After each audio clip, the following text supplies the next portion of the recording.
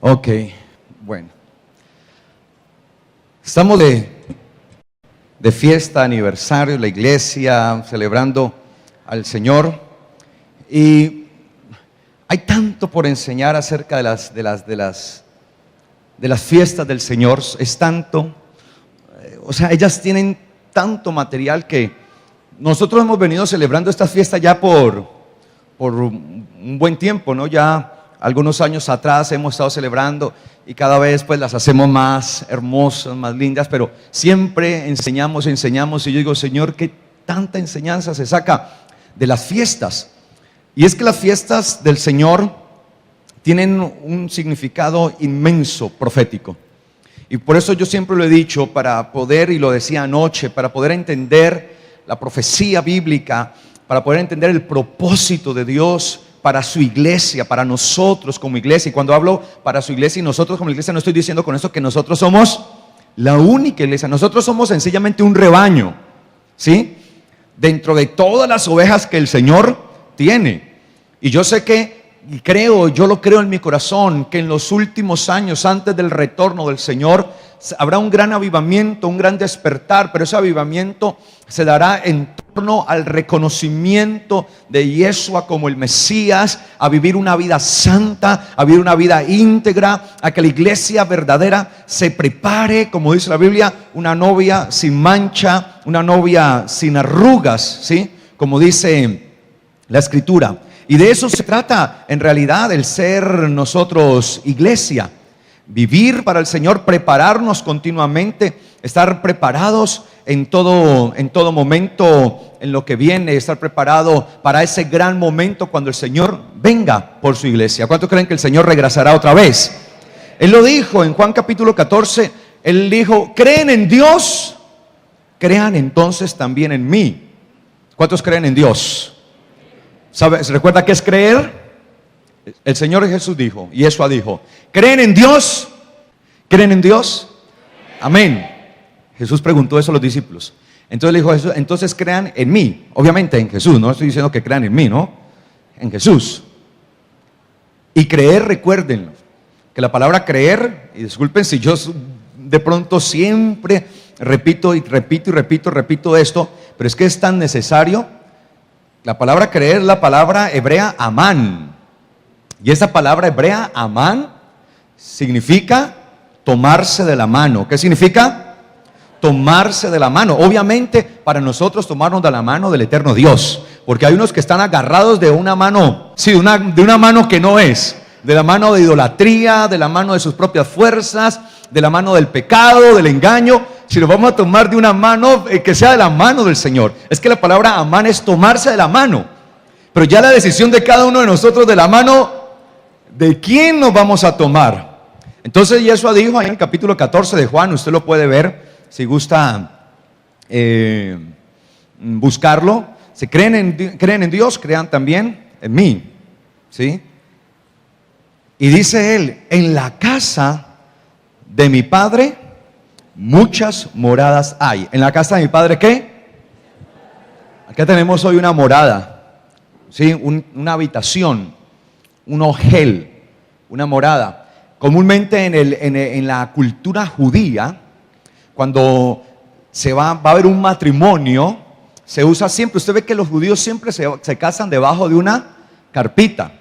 Esta carpita pues en el judaísmo se conoce como una jupá, ¿sí? Como una morada, una ojel, jupá, en la cual llegan los esposos o los novios y se ponen allí, porque es una invitación que el novio le hace a su amada, diciéndole, ven a mi morada, te invito a mi morada, he preparado una morada simbólicamente. Entonces por eso cuando los judíos se casan, usted siempre ve en todo matrimonio judío una jupá, una morada, un ojel, ¿sí? En hebreo, jupá, ojel, son palabras hebreas así que se conocen. Entonces siempre, y ustedes siempre lo ven que se meten allí como ese refugio en donde el novio simbólicamente le está diciendo a su amada, yo preparo para ti, ya la tengo. Mire que el Señor Jesús dijo, ¿sí? En la casa de mi Padre muchas moradas hay.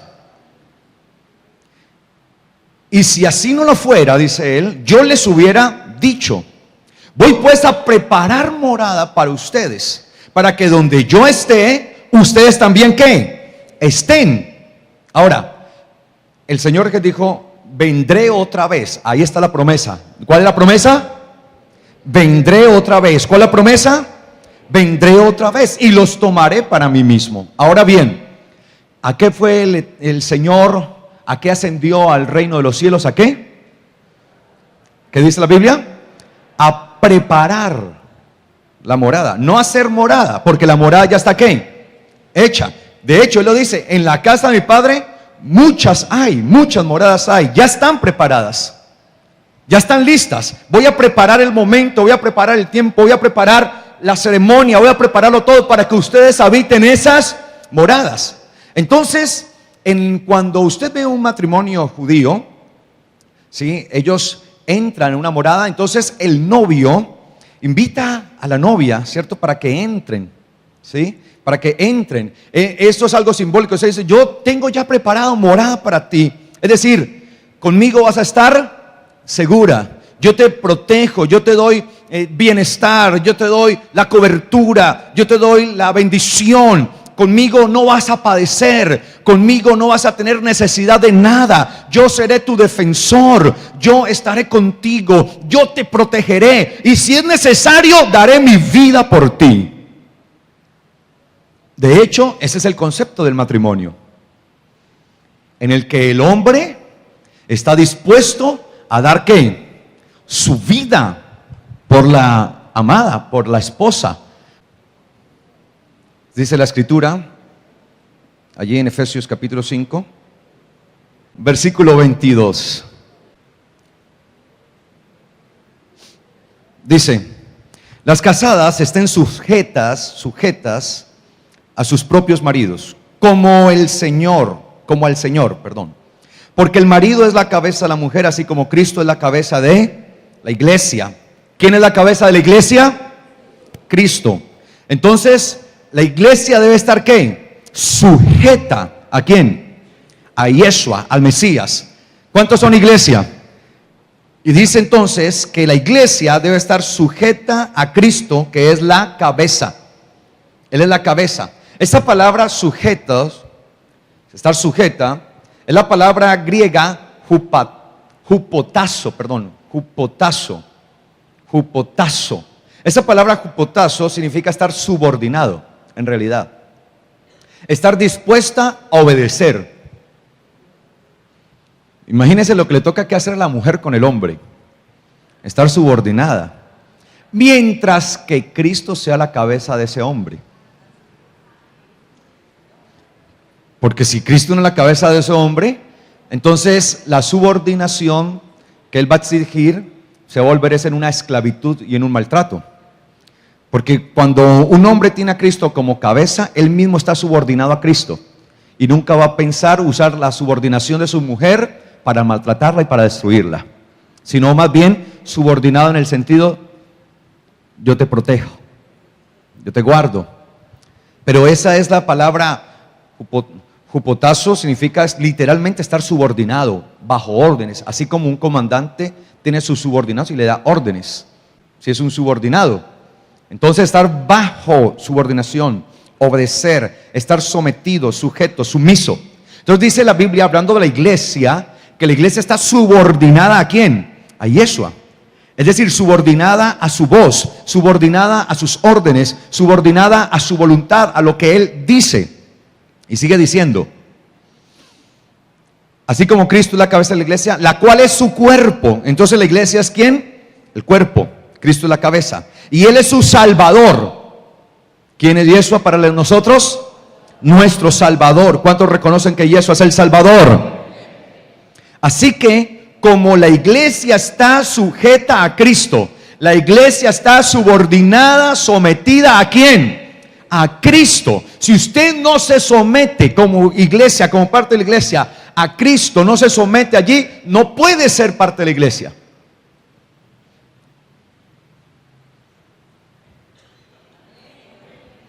Alguien dice: entonces me voy de acá. No, no se trata de que se vaya de acá, porque usted puede estar acá. Estoy hablando de estar sometido a Él, porque usted podrá estar donde quiera estar, Pero si no está sometido a Cristo, usted no es parte de la iglesia de Cristo en realidad. Y un verdadero hijo de Dios, un verdadero creyente, un verdadero cristiano, está sujeto a su Salvador, a Jesucristo. Y dice acá, así que como la iglesia está sujeta a Cristo, así también las casadas lo estén sujetos a sus maridos en todo. Es decir, que la iglesia debe estar sujeta a Cristo ¿en qué? En todo. ¿En qué? En todo. Sigue diciendo, maridos, amen a sus mujeres así como Cristo amó a la iglesia y se entregó a sí mismo por ella para santificarla. La palabra santificar significa separarla, hacerla exclusiva. Y es que de eso se trata el matrimonio. Cuando una mujer se entrega a un marido, se supone entonces que ella pasa a ser exclusiva de él y él exclusivo de ella. Cuando un hombre decide tomar a una mujer, decide decirle sí a una mujer, significa que al resto de las mujeres le dice no. Si un hombre tuvo la valentía de decirle sí a una mujer en el altar, esa misma fortaleza debe tenerle para decirle no a las demás. Y lo mismo las mujeres. Si la mujer decidió decirle sí a ese hombre, entonces debe estar dispuesta a decirle no a los demás. Eso es como complicado hablarlo en este tiempo, ¿no? Maridos, amen pues a su mujer así como Cristo amó a la iglesia y se entregó a sí mismo por ella para santificarla, es decir, hacerla exclusiva. Recuerde, santificación significa ser separada. Exclusividad. Eso, la santificación no es otra cosa que la santificación. ¿Qué es ser santos?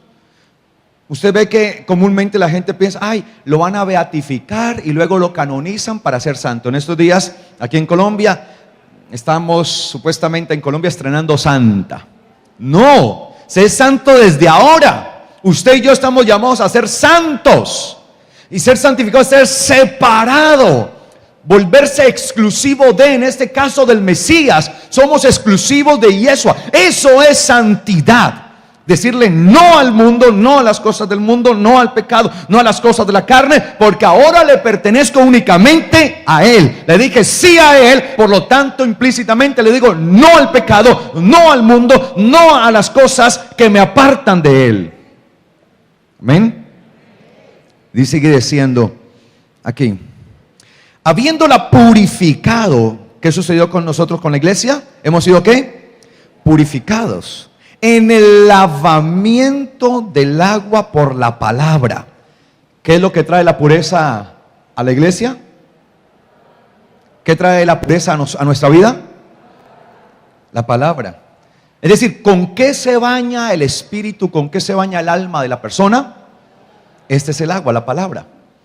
Así como usted se baña constantemente, si su cuerpo para evitar ciertos olores, hay que estarse bañando el espíritu y el alma, pero hay algunos que se bañan por allá una vez al mes, el alma y el espíritu, y ya empiezan a oler maluco.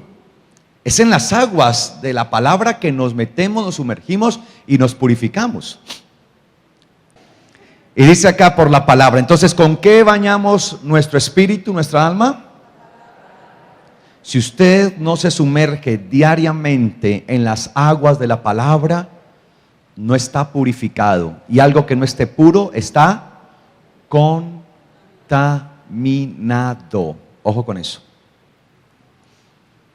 Y dice acá, a fin de presentársela a sí mismo. Claro.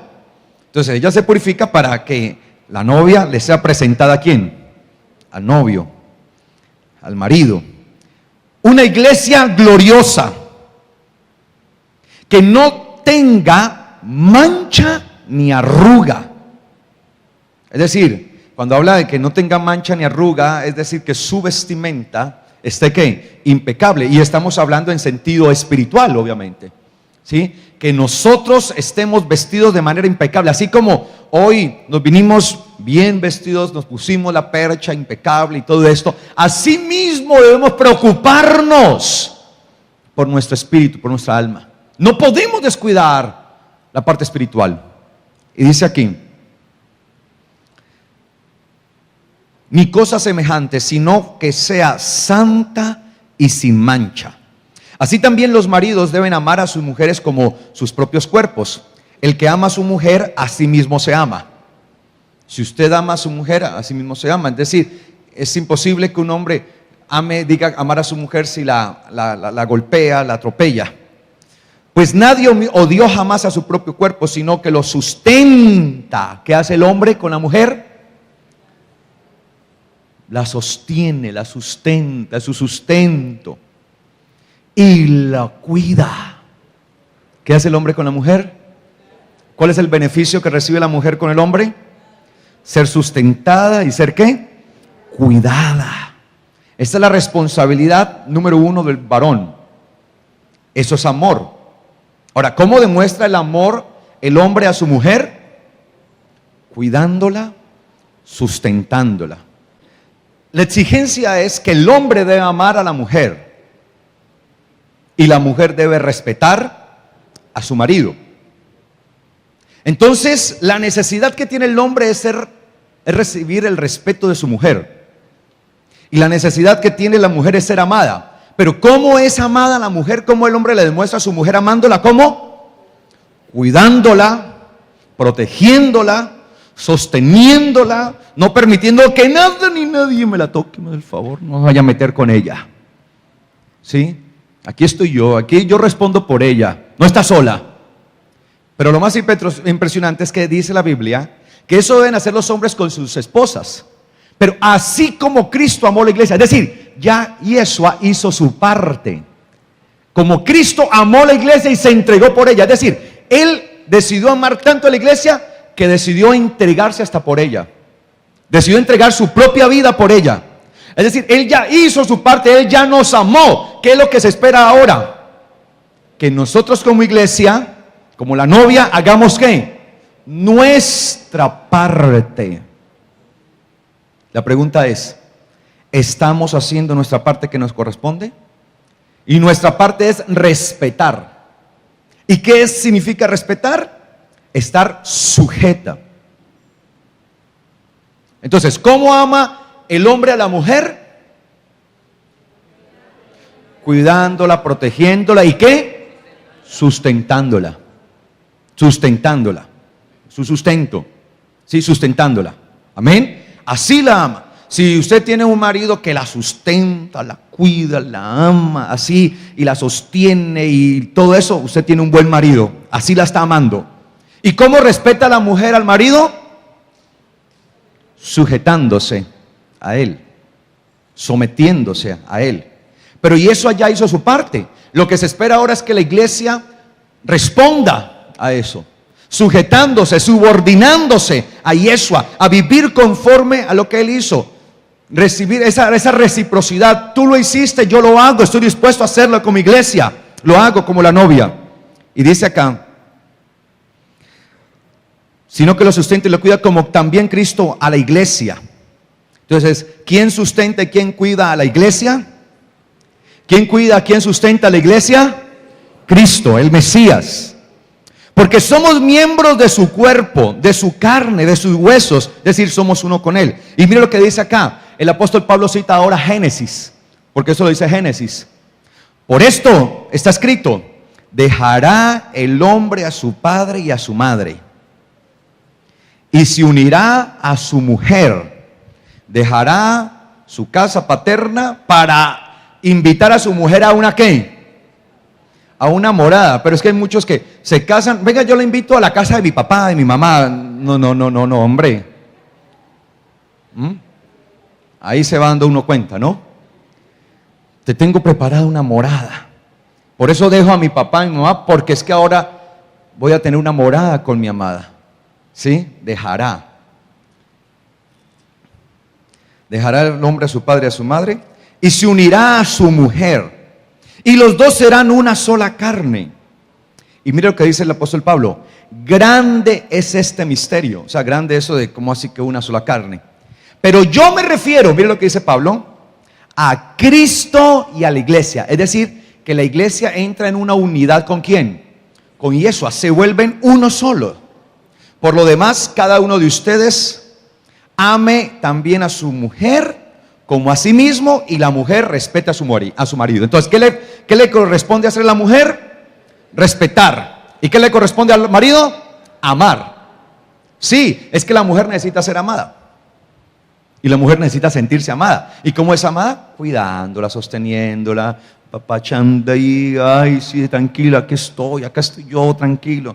Entonces ella se siente tranquila, ay, sí, se va a sentir amada. Pero el hombre, ¿qué necesita? Sentirse ¿qué? Respetado. Que hay esa subordinación. Pero no puede darse una cosa sin la otra. Si Cristo no es la cabeza del hombre, hasta ahí llegamos.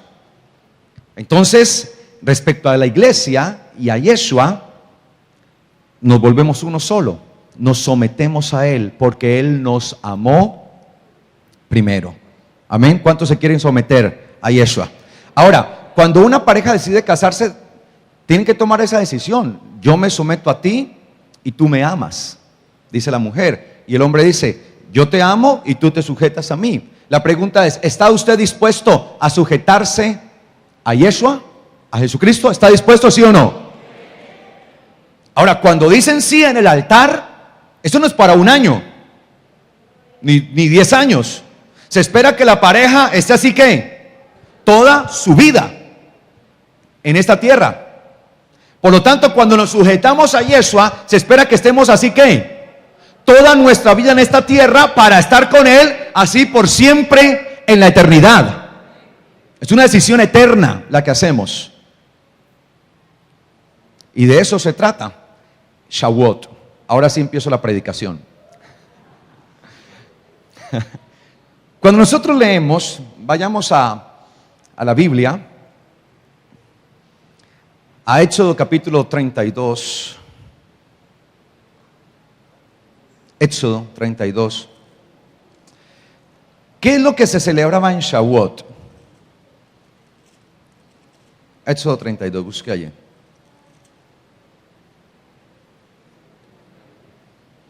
Mírenme acá. El pueblo de Israel había salido de Egipto. Amén. Salió de Egipto. Cuando salieron de Egipto, allá celebraron lo que fue la Pascua. Posteriormente se introdujeron al desierto y el Señor llamó a Moisés para que subiera a su monte, en el cual le iba a entregar unas tablas conocidas como las tablas de la Torá, de la ley, de la instrucción. Estas tablas en realidad eran parte de esa bendición que el eterno Dios le estaba dando al pueblo de Israel. Era esa bendición. Tablas escritas, y dice la Biblia, por el dedo de Dios. Lo dice la palabra literalmente, que fueron escritas por el dedo de Dios. Ahí él escribió allí, por el dedo de Dios. Porque era su compromiso hacia el pueblo que él había escogido, el pueblo de Israel. Pero ¿qué esperaba el eterno Dios? Que este pueblo le fuera fiel a él.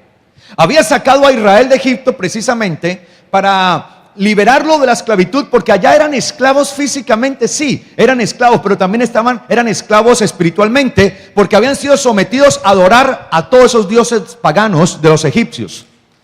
Y tenían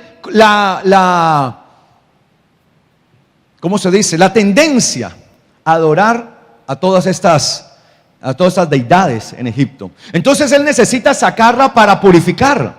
Sacar a Israel como pueblo para purificarlo, ¿no? Para lavarlo. ¿Y lo iba a lavar a través de qué? ¿A través de qué se lava? La palabra. Pero la palabra en realidad, las tablas en realidad eran el contrato matrimonial que el eterno Dios estaba haciendo con Israel.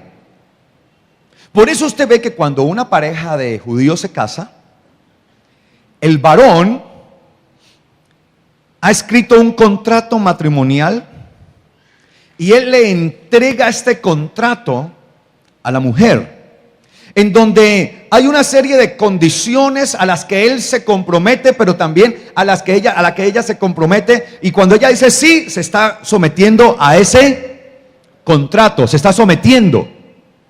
Ese contrato en hebreo, para los judíos, usted puede hablar con un judío y él va a confirmar esto, se llama ketubá. Y la palabra ketubá no significa otra cosa que escrito. ¿Qué significa la palabra ketubá? escrito, escrito. Claro, porque está ¿qué? Plasmado. Y lo escrito, escrito está. Es un contrato. Por eso usted ve que hasta el día de hoy eso es legal. Allá entonces en la notaría del cielo se hizo un contrato. Lo más tremendo es que Israel había estado dispuesto a decir sí a ese contrato. Leamos. Dice el capítulo 32.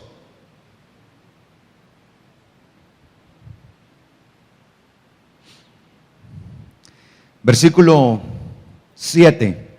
Entonces Yahweh dijo a Moisés: anda, desciende, porque tu pueblo, el que sacaste de la tierra de Egipto, se ha corrompido. ¿Qué había pasado con el pueblo? Se había manchado, corrompido, arrugado.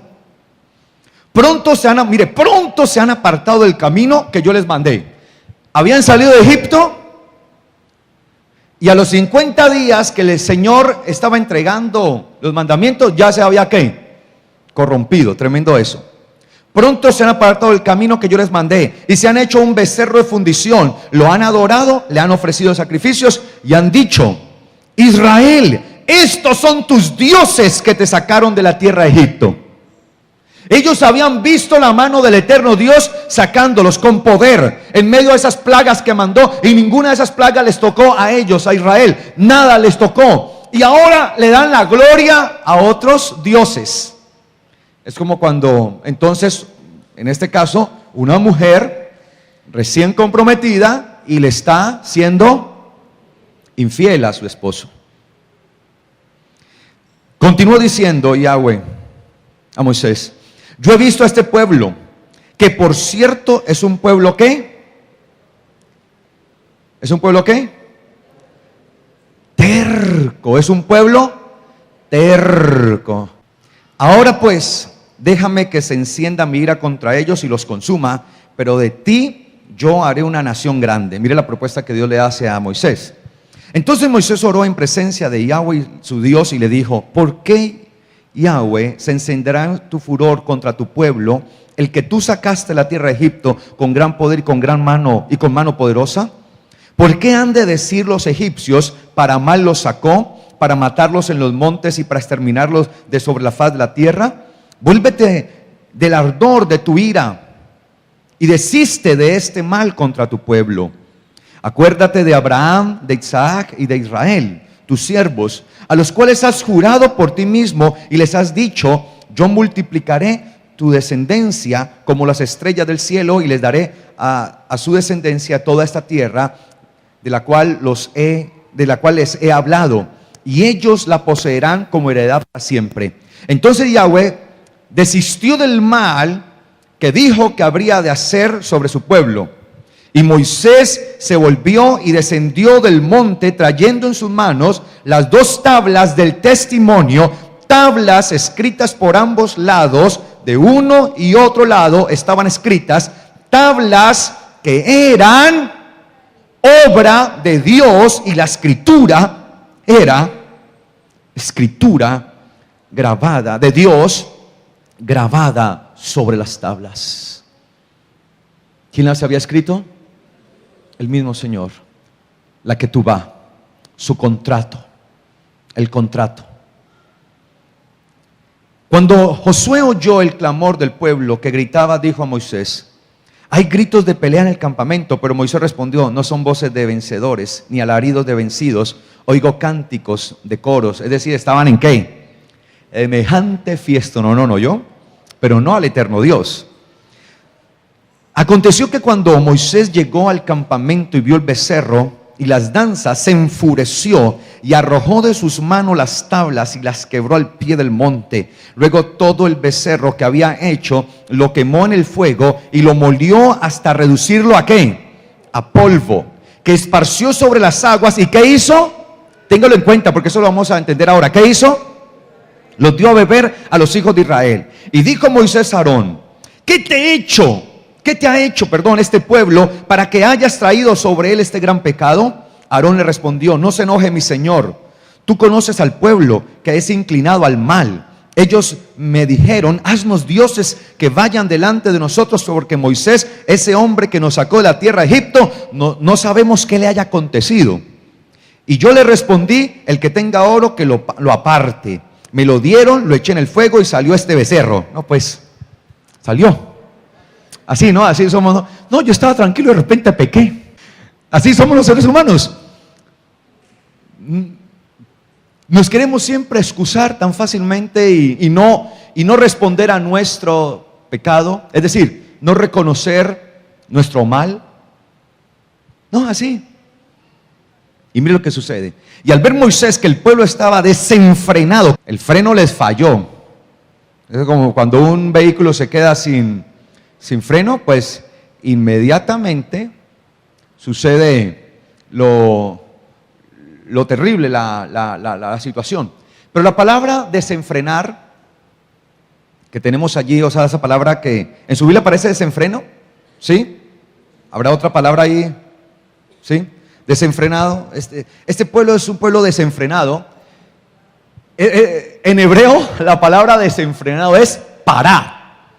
Es como, ¿no? Pará. No, no. O sea, en hebreo, pará, así. O sea, es una palabra hebrea que significa desenfreno. Pero la palabra pará en hebreo, ¿sí? Es como contradictorio, ¿no? Que desenfreno en hebreo sea pará, porque para nosotros parar es detenerse. Pero entiende una cosa, la palabra pará, de hecho se pronuncia, la pronunciación real sería pará. Así, si usted va a hablar en hebreo, pará. Es bien cultural porque termina con una letra muy cultural, que es la ayin. Sí, la letra ayin. Entonces, pará. Esa raíz es una raíz primaria, que literalmente significa aflojar, disminuir, retroceder, volverse flojo. Entonces, ¿cuándo nosotros nos desenfrenamos en el pecado? ¿Cuándo qué? ¿Cuándo qué? Aflojamos. Cuando nos dejamos llevar por las cosas, disminuimos y empezamos ¿a qué? A retroceder. Por eso la palabra dice, en la carta a los Hebreos dice que nosotros, en cuanto a la salvación, no somos de los que retrocedemos. No somos de los que ¿qué? Retrocedemos. Es decir, no somos unos flojos, no somos unos desenfrenados, no retrocedemos, como dice el libro de Hebreos, para perdición, sino de los que perseveramos. ¿Para qué? Para salvación de nuestras almas. ¿Cuántos quieren perseverar día a día? Ojo con la flojera espiritual.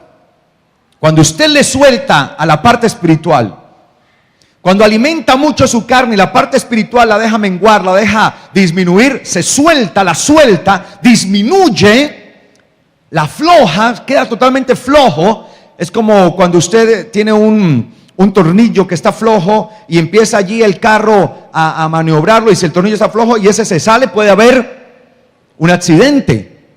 Y eso es lo que significa la palabra desenfrenar allí. Y no podemos soltarnos, no podemos aflojar, no podemos disminuir, no podemos retroceder, porque no somos de los que estamos para retroceder, para perdición. Y dice aquí la palabra, en el versículo 25, pues Aarón lo había permitido para vergüenza en medio de sus enemigos. Pues Aarón lo había permitido para vergüenza en medio de sus enemigos. Se puso a la puerta del campamento y dijo: quien esté, dijo Moisés, quien esté de parte de Yahweh, únase a mí. Dijo Moisés. Cuando vio al pueblo ahí adorando ese becerro, dijo: quien esté, venga a mí. Y se unieron a él todos los hijos de Leví. ¿Quiénes son los hijos de Leví? ¿Quiénes eran los hijos de Leví? Era la tribu que había sido designada para hacer el sacerdocio y los servidores ¿de quién? Del eterno Dios. Por eso dice la Biblia que en cuanto a la iglesia ha sido llamada a ser un reino de sacerdotes. Usted y yo estamos llamados a ser un reino ¿de qué? De sacerdotes, es decir, apartados para el Señor. Y así era la tribu de Leví, habían sido apartados. ¿Y ser apartados de ser qué? Santificados. Y cuando Moisés dijo: ¿quién está de parte del eterno Yahweh?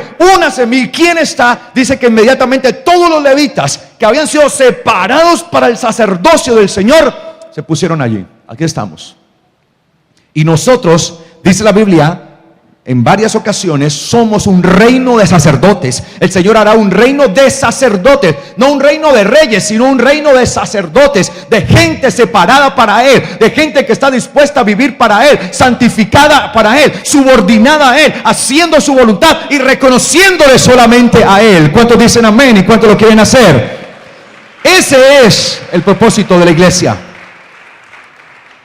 Y dice aquí, Él les dijo: así ha dicho Yahweh, el Dios de Israel, que cada uno se ciña su espada, ármense y regresen al campamento y vaya de puerta en puerta y mate a cada uno de su hermano, a su amigo y a su pariente. Obviamente nosotros no vamos a ir a hacer eso. Y los hijos de Leví hicieron conforme a lo dicho por Moisés. Y cayeron o murieron, como quiera, del pueblo aquel día 3,000 hombres. Entonces Moisés dijo: hoy han sido consagrados a Yahweh, pues cada uno se ha consagrado en su hijo, en su hermano, para que Él les dé la bendición. Aconteció que al día siguiente dijo Moisés al pueblo: ustedes han cometido un gran pecado. Subiré ahora donde está Yahweh, quizás le aplacaré acerca de tu pecado. Miren la responsabilidad que tenía Moisés y que tenía Aarón. Aarón se quedó con el pueblo. Y Moisés le dijo: ¿por qué permitiste? No, es que tu pueblo dijo que quería, entonces yo le dije que listo, que lo hiciéramos. Eso es lo que hoy se está viviendo realmente en muchas congregaciones, en donde la enseñanza que se da es la que la gente quiere escuchar y no la que tienen que escuchar de la palabra. Aarón se tenía que haber parado en la raya y decir: no, Señor, el eterno Yahweh fue el que nos sacó de la tierra de Egipto y fue el que nos liberó con mano poderosa, y ustedes lo han visto. No haremos ningún becerro, y el que quiera hacerlo, entonces que se ponga firme, y aquí estoy yo. ¿Quién es el primero? Pero no, Él simplemente, por contentillo al pueblo, para mantenerlo contento, les permitió hacerlo. Y el problema de mucha iglesia hoy es eso. De mucha gente, la gente quiere que le hablen bonito, la gente no quiere que le exijan, que le hablen de santidad, ni que le hablen de abandonar el pecado y de vivir una vida solamente para el Señor y de hacer conforme a su voluntad, de vivir conforme a sus mandamientos. No, la gente no quiere eso. La gente quiere que le hablen bonito, la gente quiere que le hablen de que ellos van a triunfar, que van a ser exitosos, que van a alcanzar sus sueños. Y de esa manera muchos terminan haciéndose becerros, y la gente termina apartándose realmente del propósito de Dios. Mira la responsabilidad que como ministros, como pastores, ministros del Señor, líderes dentro del pueblo tenemos. Por eso, como líder, yo debo preguntarme: ¿estoy dispuesto a hablarles la palabra del eterno Dios, que demanda un cambio, una transformación total y una renuncia total al ego, al yo, al pecado, a la carne, a las cosas del mundo? O sencillamente voy a usar mi investidura para mantenerlos contentitos, para que no se me vayan? Porque es que si les hablo muy duro, de pronto se me van, de pronto dejan de diezmar.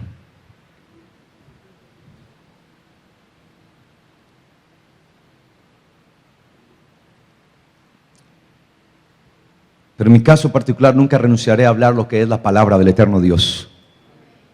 Prefiero renunciar a todo antes que renunciar a hacer lo que el eterno Dios me dice que haga. Y el mismo celo que sintió Moisés es el celo que cada uno de nosotros debemos sentir. Y les hizo disolver ese becerro. En realidad, lo que se celebraba aquel día, o lo que se celebra en Shavuot para los judíos hasta el día de hoy, en Shavuot se celebra la entrega entonces ¿de qué? De la Torá, que era la entrega del contrato de Dios hacia ellos. Pero se lo estaba entregando y ya estaban siendo infiel, y quedó ¿qué? Quebrantado el contrato. Y hasta el día de hoy los judíos celebran eso. La entrega de la Torá. Y usted ve que en las sinagogas se hace una fiesta y se cargan los rollos de la Torá y se alaba al eterno Dios y con ello y se exalta y todo eso. Gloria a Dios, sí, hay que amar la palabra de Dios porque en ella es que nos purificamos, nos lavamos. Pero nosotros debemos entender que no se puede estar quebrantada esa ketubá. Entonces mire que cuando uno observa esto aquí, uno compara esto que sucedió con Números capítulo 5. Mire lo que dice Números capítulo 5.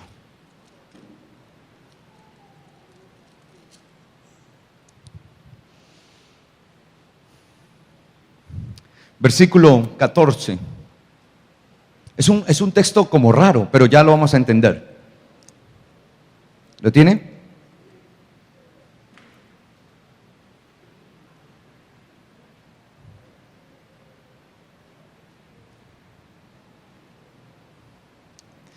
Dice, leámoslo desde el versículo 11, para que 5:11 dice, Yahweh habló a Moisés y le dijo, habla a los hijos de Israel y diles, si la mujer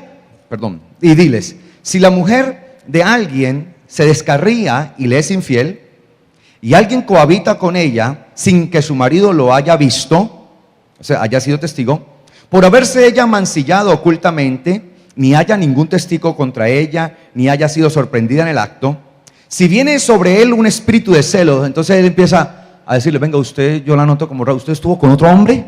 Dígame la verdad. No, yo no estuve con otro hombre, yo no sé, pero seguro que usted a mí me montó los cachos. No lo vio, pero el hombre siente eso allí. Viene sobre él un espíritu de celos, y siente celos de su mujer, habiéndose ella mancillado, o bien si viene sobre él un espíritu de celos y siente celos de su mujer, aunque ella no se haya mancillado, porque también podía ser que él le diera un ataque de celos, pero la mujer fuera sincera y dijera, no, yo no lo he hecho, y verdad la mujer no lo había hecho, pero el tipo se le metió que sí. Entonces, ¿qué pasaba? Entonces el marido llevará a su mujer al sacerdote, y con ella presentará su ofrenda, la 10ª parte de un alfa de harina de cebada. No derramará sobre ella aceite, ni pondrá sobre ella el incienso, porque es ofrenda de celos, ofrenda recordativa que trae a la memoria el pecado. El sacerdote hará que ella se acerque y se ponga delante de Yahweh. Luego echará el sacerdote un poco de agua santa en un vaso de barro, y tomando del ¿qué? Del polvo que haya en el suelo del tabernáculo, lo mezclará con el agua. Asimismo el sacerdote hará que la mujer se mantenga de pie delante de Yahweh, y descubrirá la cabeza de la mujer y pondrá sobre sus manos la ofrenda recordativa, que es la ofrenda de celos.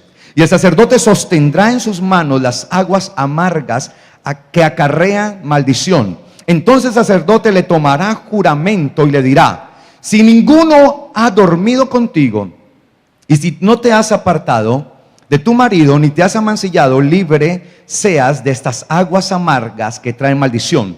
Pero si te has descarriado de tu marido y te has mancillado, y ha cohabitado contigo alguien que no sea tu marido, el sacerdote proferirá sobre la mujer este juramento de maldición y le dirá, que Yahweh te haga objeto de maldición y execración en medio de tu pueblo, y haga Yahweh que tu barriga, tu estómago, ¿sí?, caiga, se desintegre, y tu vientre se hinche, y que estas aguas que dan maldición entren en tus entrañas y hagan hinchar tu vientre y hacer caer tu barriga, tu estómago. Y la mujer dirá amén y amén.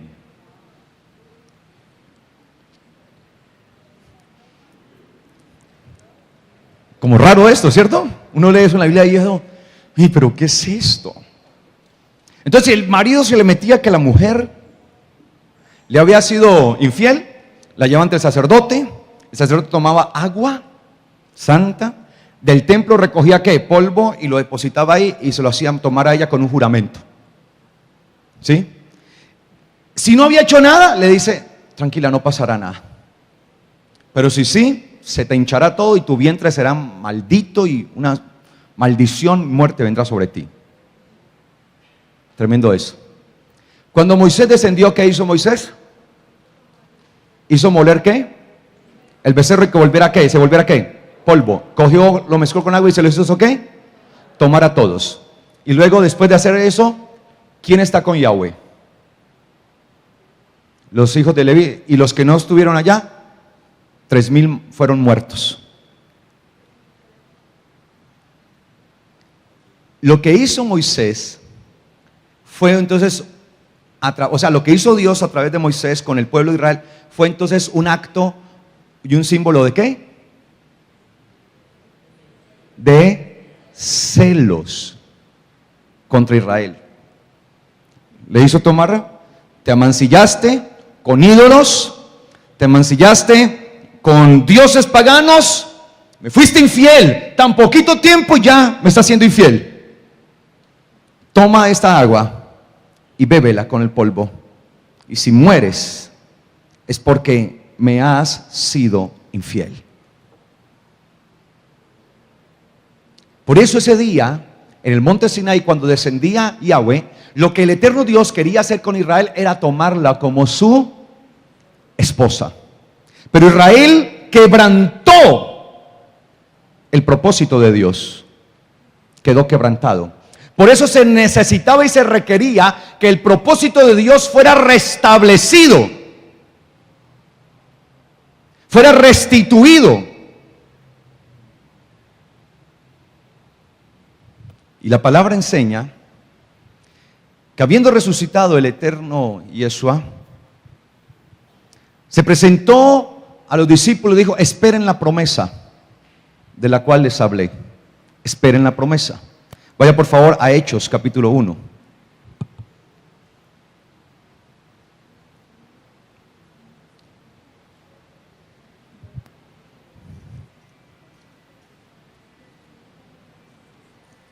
Hechos capítulo 1, ¿lo tiene?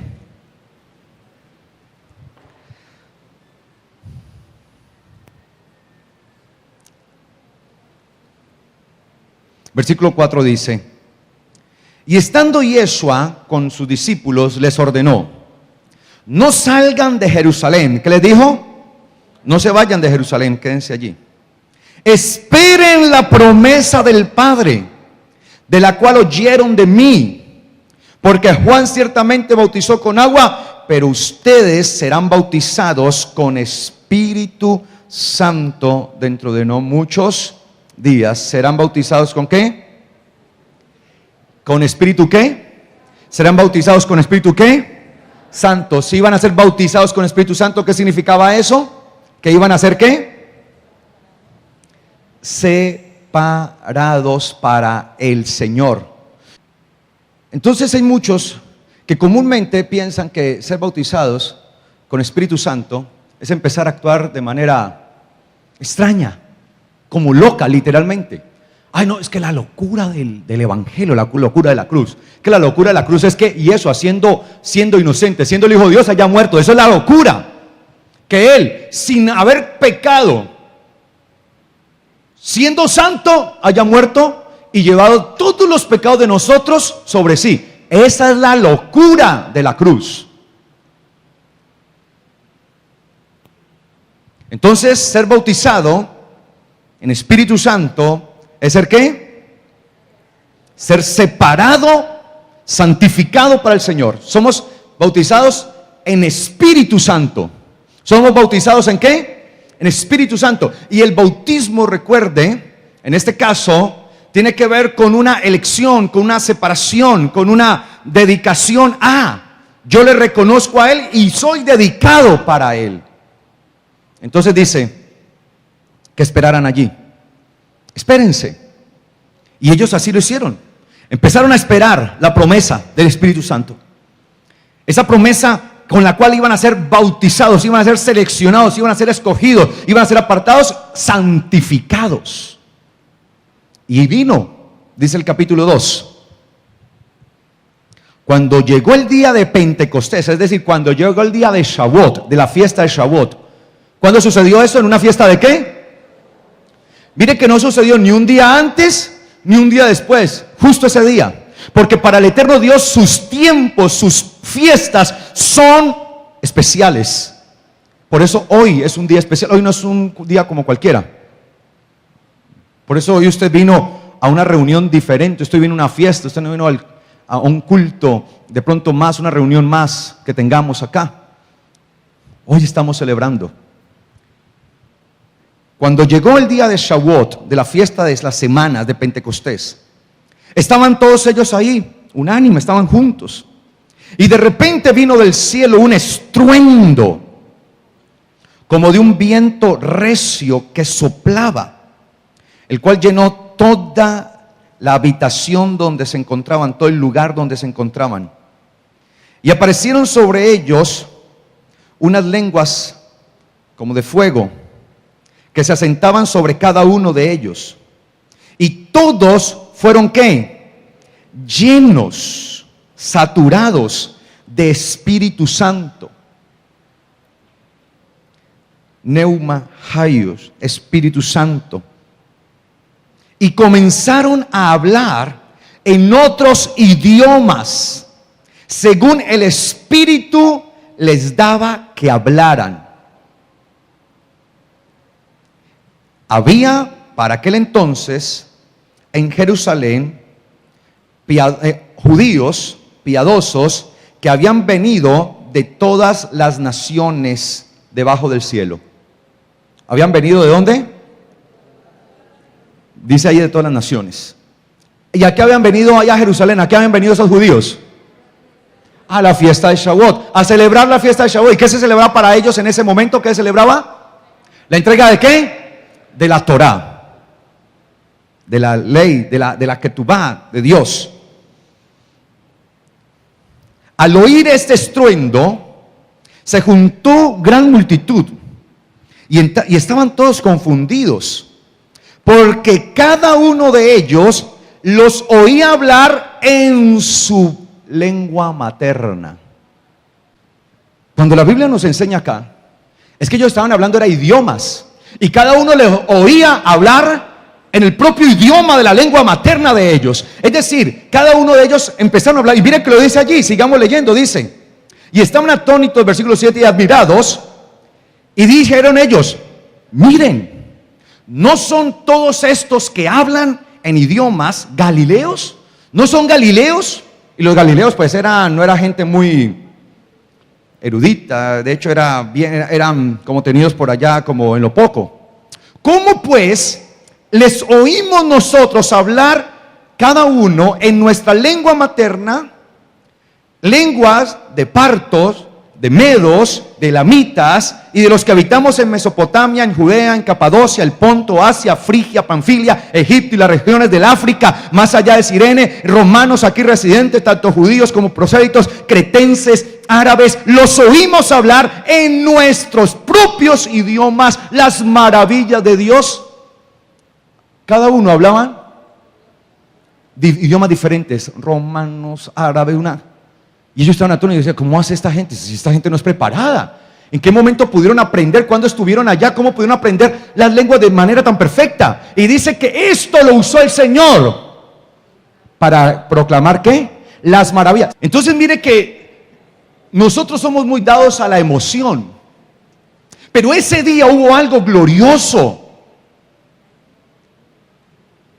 No hubo confusión como lo hubo en Babel, donde Dios confundió las lenguas de ellos y los puso a hablar idiomas que no entendían. Acá unificó los idiomas de tal manera que cada uno le oía hablar en su propio idioma. Era como si hubiera una traducción en simultánea. Y la predicación que hizo Pedro, todos la escucharon en el propio idioma.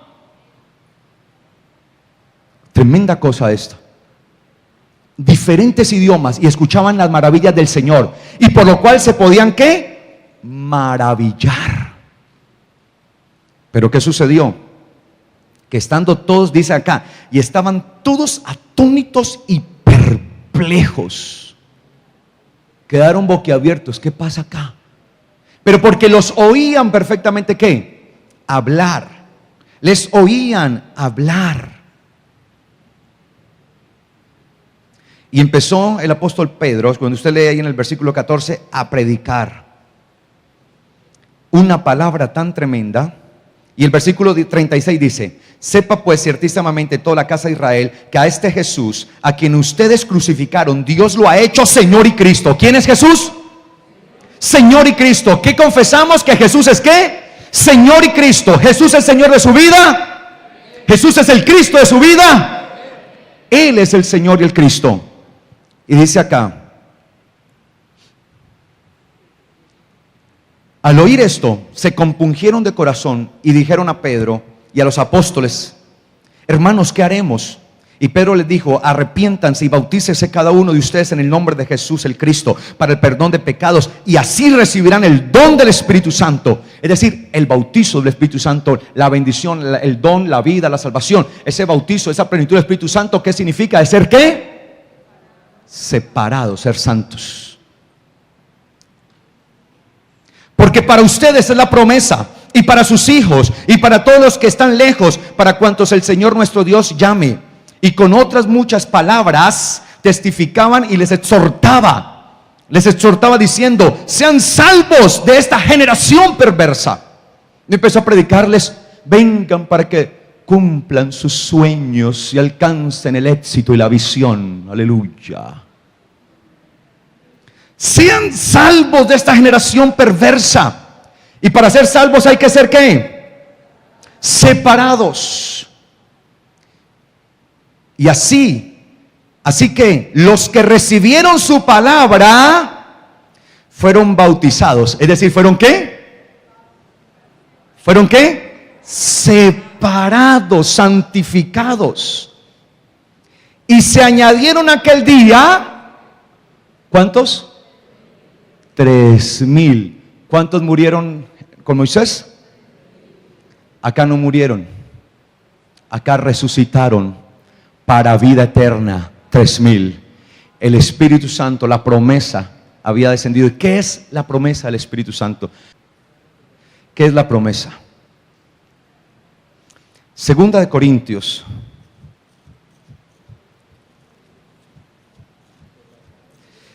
para que usted entienda qué es la promesa del Espíritu, para que usted entienda qué es ser lleno del Espíritu. Segunda de Corintios, capítulo 1, versículo 22. Dice: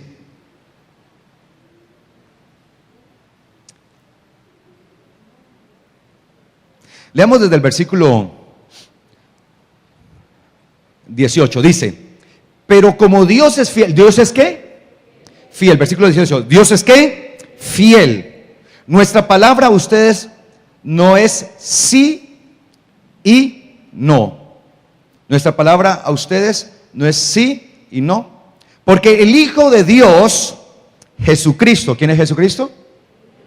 El Hijo de Dios, que entre vosotros ha sido predicado por nosotros, por mí, Silvano y Timoteo, no ha sido sí y no, sino solamente ¿qué? Sí. En el Señor sus promesas son ¿qué? Sí. En el Señor sus promesas son ¿qué? Sí. Él las cumple.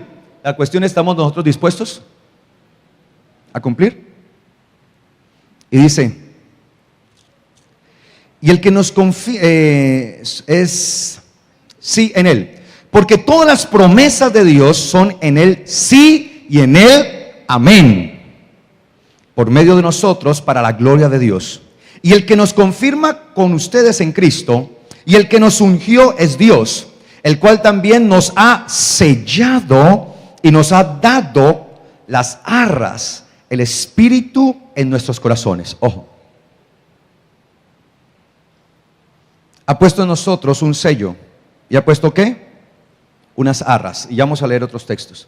La palabra sello, que usted ve allí en su Biblia, la palabra sello, que se tradujo como sello, es la palabra griega, es fragizo. Fragizo. Fragizo. Esa palabra es fragizo. Viene la palabra esfragis, una palabra primaria griega, esfragis, que significa literalmente anillo. Es decir, la palabra sello significa ¿qué? Anillo. Como quien marca algo por propiedad, como propiedad privada. Como quien encierra, como quien pone un anillo de seguridad, anilla. Es decir, cuando el hombre le entrega a su mujer ese anillo, le está diciendo: yo estoy dispuesto a protegerte, pero eres mi propiedad privada. Te pongo un anillo, tú eres mi propiedad privada. Y la palabra arras que aparece allí es la palabra griega arrabón, que viene de una palabra, que en realidad esa palabra griega arrabón viene de una palabra hebrea, que es la palabra hebrea arabón, así es la palabra hebrea. Y esa palabra hebrea significa prenda dada como garantía ante la promesa. Prenda dada como ¿qué? Como garantía.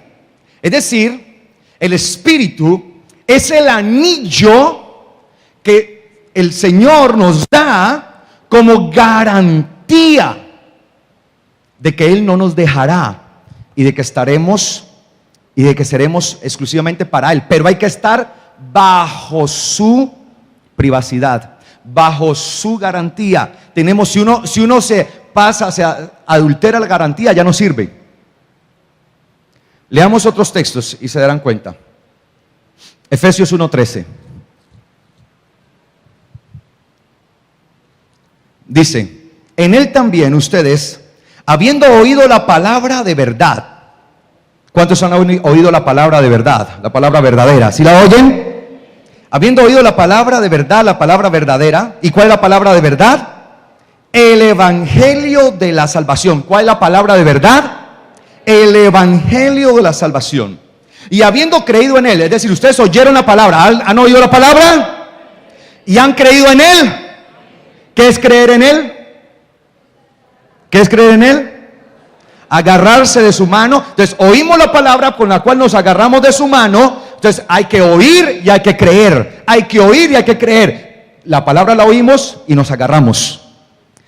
Entonces fueron sellados con el Espíritu Santo la promesa, que es las arras de su herencia hasta la redención de la posesión adquirida para alabanza de su gloria. Es decir, el Espíritu Santo es dado a nosotros como el anillo de compromiso con el cual somos sellados, con el cual somos puestos para Él, santificados, apartados, exclusivos. Y ese anillo, el Espíritu Santo, es la garantía que Dios nos da a través de su Hijo Jesucristo, de que nosotros hallaremos y tendremos la herencia de la redención. Cuando una mujer recibía el anillo de su marido, en el desposorio, que era antes del casamiento, porque primero se hacía el desposorio, le entregaba ese anillo, y ese anillo le garantizaba a la mujer de que toda la herencia, de que todas las posesiones que tenía su marido, ¿ahora qué? Le pertenecían, garantía de heredar. Es decir, que el Espíritu Santo es la garantía que Dios ha puesto en nosotros para heredar la vida eterna. ¿Cuántos son herederos de la vida eterna? ¿Ven lo que dice Efesios 4:30? Dice: y no contristen al Espíritu Santo de Dios, no lo destruyan, no lo vulneren, con el cual fueron ¿qué? Sellados, anillo. ¿Para qué? Para el día de la redención. Si yo cojo el anillo, si yo peco, si una mujer pecaba teniendo el anillo y pecaba, ¿qué estaba haciendo con el anillo? ¿Lo estaba qué?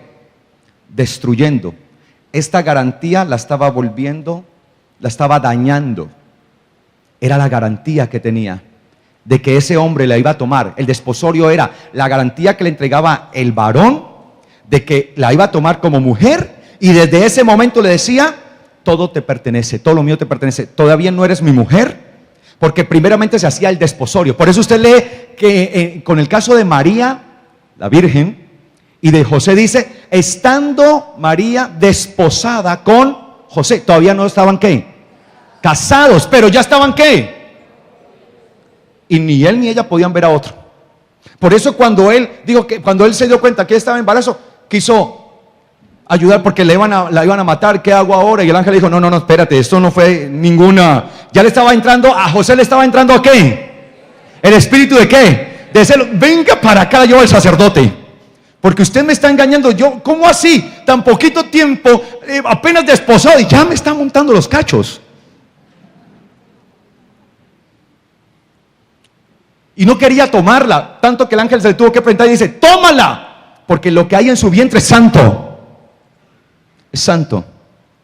Se tuvo que aparecer directamente el ángel. Estaban desposados. Ya él le había garantizado, le había dado la garantía, el sello, las arras de que sería su mujer y él sería su hombre para la heredad. El Espíritu Santo es ¿qué? Las arras de nuestra herencia para el día de la redención. Pero si fallamos, si somos infieles a Dios, ¿qué estamos haciendo con el Espíritu Santo que hemos recibido? ¿Qué estamos haciendo con el anillo? ¿Qué es nuestra garantía? ¿Qué estamos haciendo? Destruyendo, contristando, destrucción. Amén. Entonces, la palabra nos enseña que nosotros hemos sido llamados por el Señor a vivir conforme a su pacto. Y termino con esto, la enseñanza. ¿Qué había pasado con Israel? El Señor les había dicho, les había entregado su ketubá, su ley. Y ellos habían estado dispuestos a vivirla. Ellos habían dicho, obedeceremos. Miren lo que dice Éxodo. Éxodo capítulo 24. ¿Lo tienen? Versículo 3, 24, Éxodo 24, 3 le dice, y Moisés fue y habló al pueblo todas las palabras que Yahweh le había dicho. Y les dio a conocer él les habló y le dijo, mire, el eterno Dios me apareció y esas son sus leyes. Se las dio a conocer primeramente ¿cómo? De manera ¿qué? Verbal. Luego el Señor se la estaba mandando de manera ¿qué? Escrita. Y cuando ellos la escucharon de manera verbal, porque para que la mujer pueda en el altar, escúcheme bien, poder decir sí al marido, pues tiene que conocer primeramente ¿qué? Las condiciones. No es que el marido le llega ahí en el altar de una vez y le entrega las condiciones, ella no ni siquiera había visto. Y dice, no puedo, no. Primero las tiene que conocer, para que luego en una ceremonia formal, ella pueda decir ¿qué? Sí. Pero ella tuvo que haber dicho sí desde antes, porque esas palabras que están escritas allí, las tuvo que haber aceptado. Y Israel había aceptado esas palabras. Y dice aquí, y les dio a conocer todas las leyes, se las habló todas. Y todo el pueblo respondió a una voz, cumpliremos todas las palabras que Yahweh ha dicho.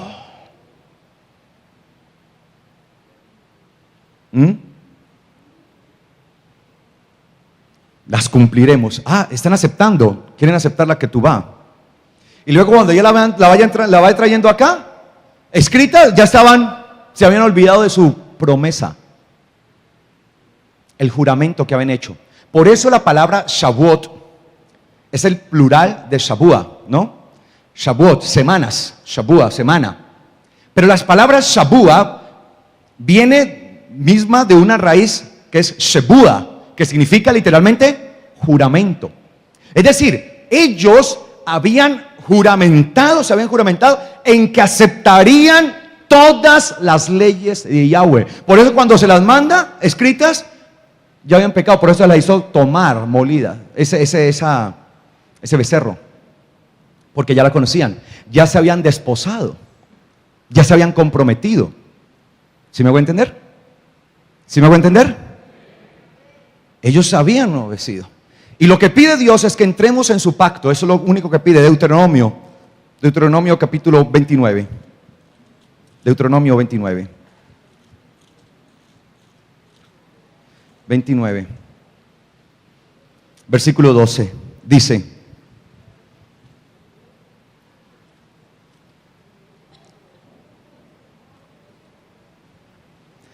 para entrar, capítulo 29, versículo 12, para entrar en el pacto de Yahweh tu Dios, que bajo juramento Yahweh tu Dios concierta hoy contigo para confirmarte como su pueblo y para que Él sea tu Dios, de la manera que ha dicho y como lo juró a tus padres Abraham, Isaac y Jacob. Y no solamente con ustedes hago yo este pacto y este juramento, sino con los que están aquí presentes hoy con nosotros delante de Yahweh nuestro Dios, y con los que no están aquí hoy con nosotros,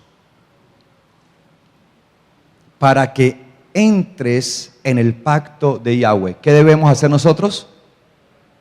Entrar al pacto, no hacer pacto con Dios. ¿Usted no ha visto que hoy todo el mundo haga pacto con Dios? Pacte, mande la plata, pacte. Y uno lo ve por la televisión, pacte. ¿Nos está mandando a pactar? Entren en mi pacto, dice el Señor. Yo mucha gente, hoy hago pacto con Dios. Y Dios está diciendo, no, mi hijo, entra a mi pacto. La invitación del eterno Dios hoy es que entren a mi pacto. Y nosotros hoy somos parte de ese pacto.